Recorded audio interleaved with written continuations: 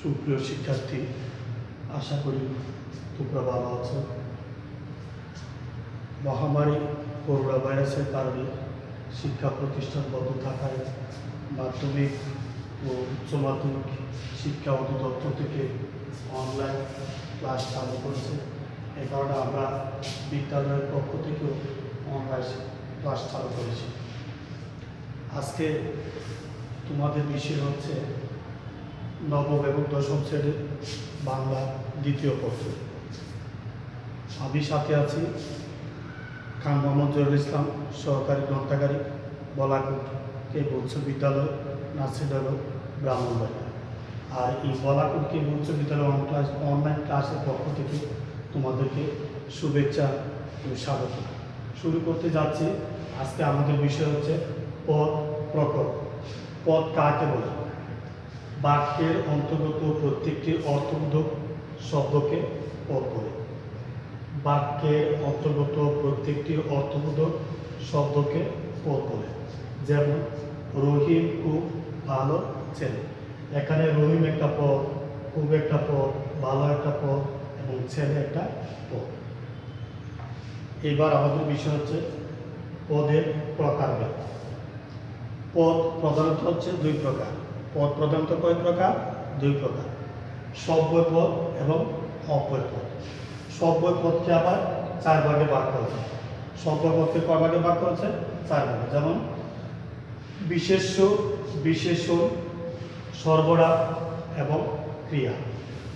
সব্যয় পদ কয় ধরনের? চার ধরনের। বিশেষ্য, বিশেষণ, সর্বনাম, ক্রিয়া আর অব্যয়। তাহলে আমাদের পদ দ্বারা মোট কয় প্রকার? পাঁচ প্রকার।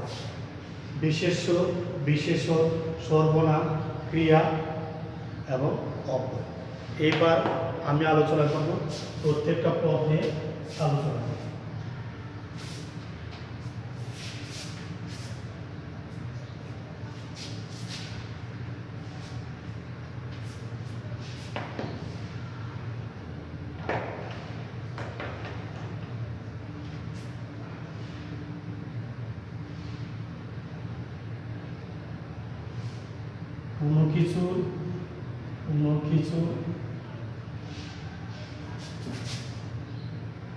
কোনো কিছুর নামকে বিশেষ্য পদ বলে। কোনো কিছুর নামকে বিশেষ্য পদ বলে।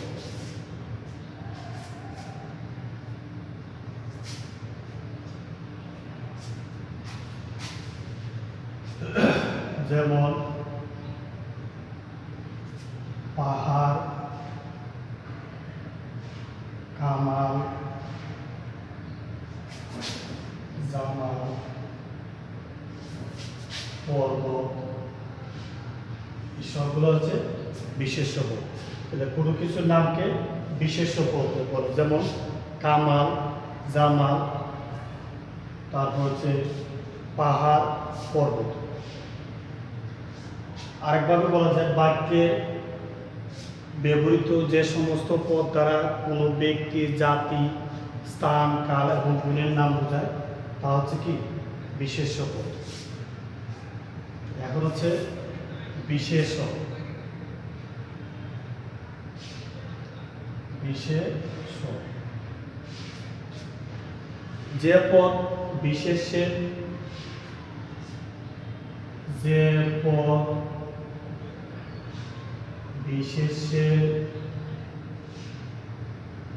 দোষ গুণ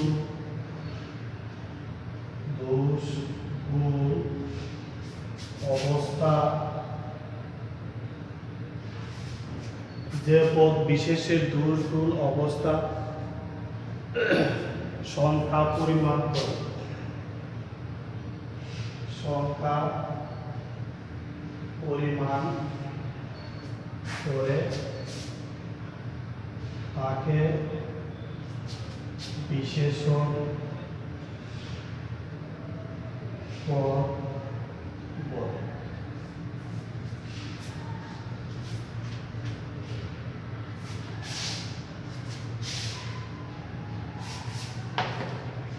যেমন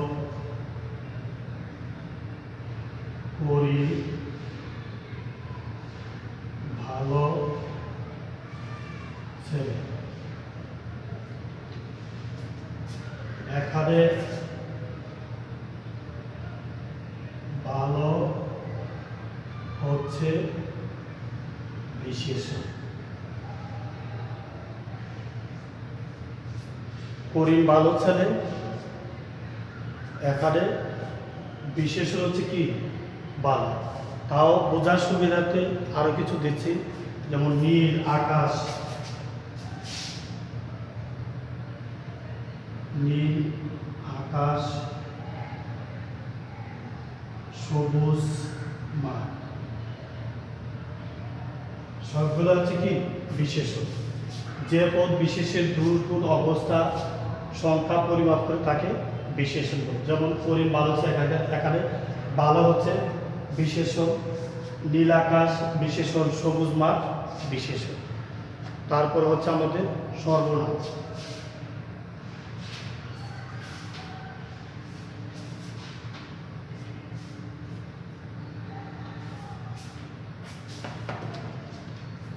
তিন নাম্বার হচ্ছে আমাদের সর্বনাম।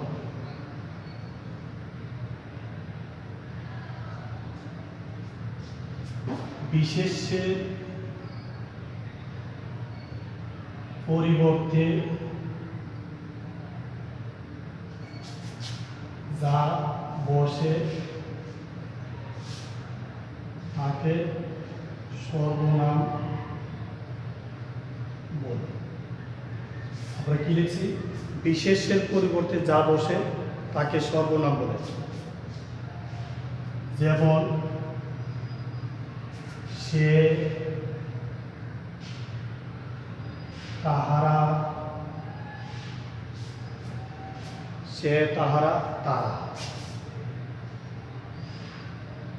ইত্যাদি। এই সবগুলো হচ্ছে সর্বনাম।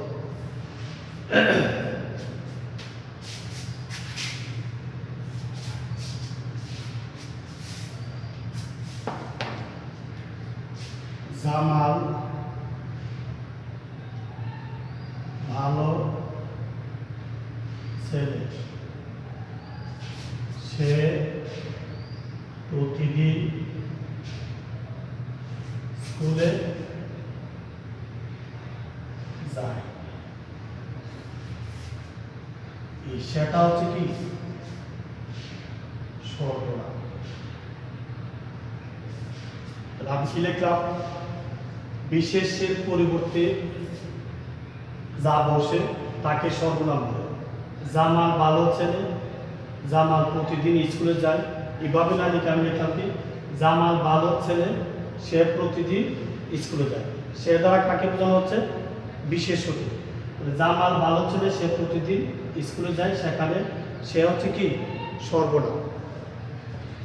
এখন হচ্ছে ক্রিয়া।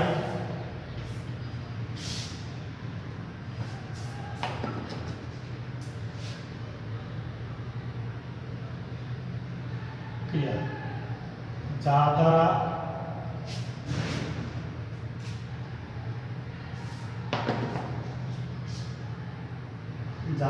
কোনো কিছু কাজ করা বোঝায়, তাকে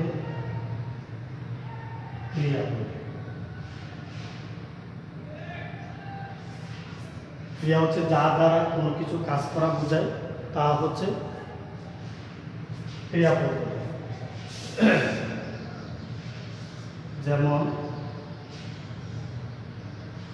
ছেলেরা মাঠে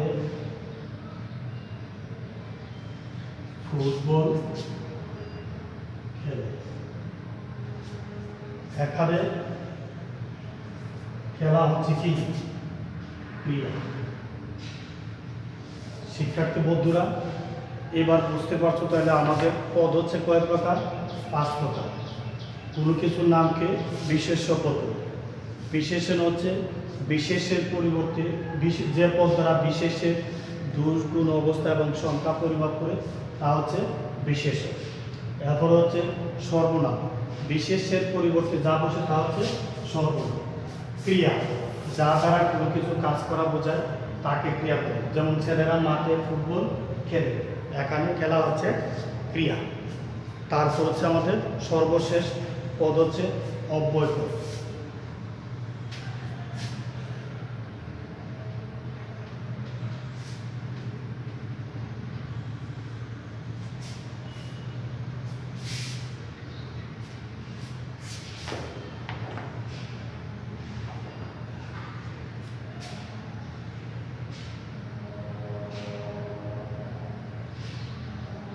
অব্যয়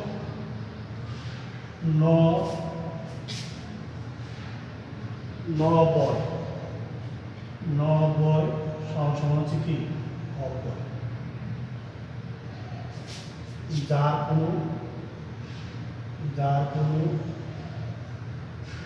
ব্যয়, যার কোনো ব্যয় বা পরিবর্তন, যা কোনো ব্যয় বা পরিবর্তন হয় না, যার কোনো ব্যয় বা পরিবর্তন হয় না, অর্থাৎ যা অপরিবর্তিত শব্দ, অর্থাৎ যা অপরিবর্তিত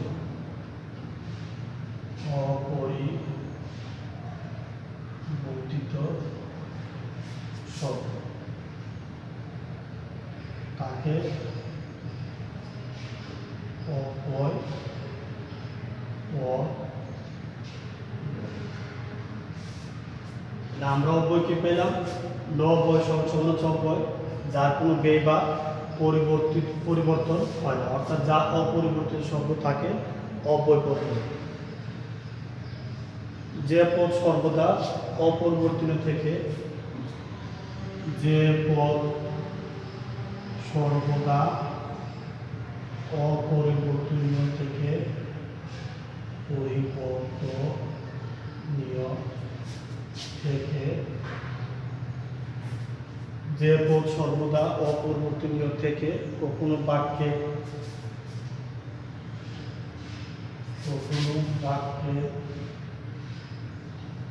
সুভা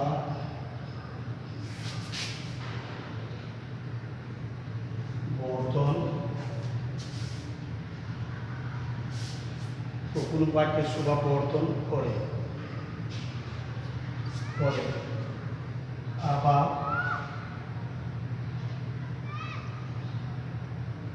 কখনো বাক্যে শোভা বর্ধন করে, আবার কখনো বাক্যে একাধিক পদের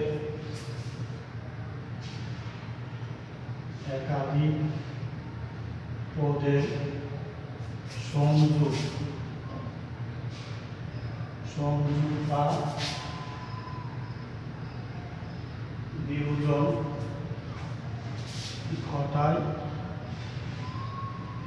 তাকে অব্যয় পদ বলে। যে পদ সর্বদা অপরিবর্তনীয় থেকে কখনো বাক্যে শোভা বর্ধন করে, আবার কখনো বাক্যে একাধিক পদের সংযোগ বা বিয়োজন ঘটায় তাকে অব্যয় পদ বলে।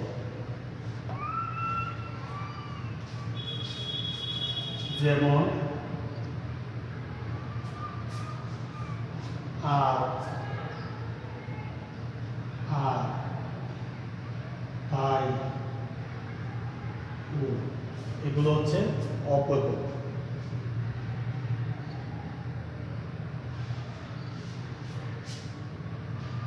তিনি